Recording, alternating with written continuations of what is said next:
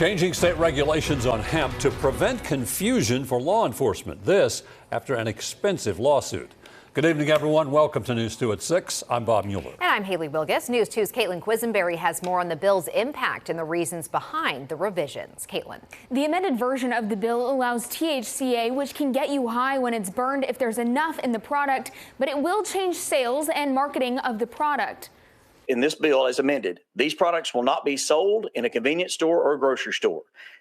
I personally do not want to see in my community weed being sold right next to the eggs and the milk. Since its first reading in February, this bill has quickly moved through the Senate and the House. It's moving forward again, but this time with some changes.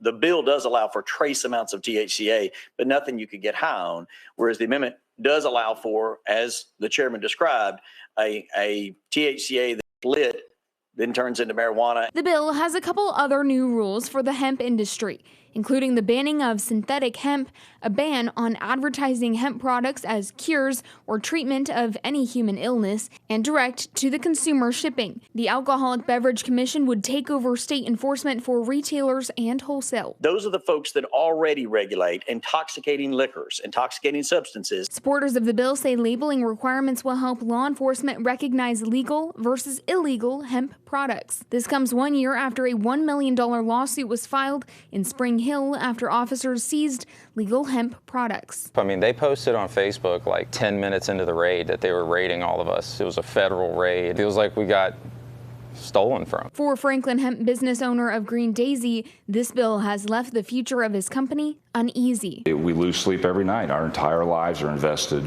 in this business, and we're watching it, slowly get eroded and washed away. He tells me the THCA flower is a significant portion of their revenue, but the possibility of a limitation on that compound could cost him business. A lot of us in this state spent thousands, I'm talking thousands of dollars in upgrading and updating our locations to comply with the new regulations, and we're meeting those standards, and then we get the rug pulled out from under us. That's kind of how we're feeling now.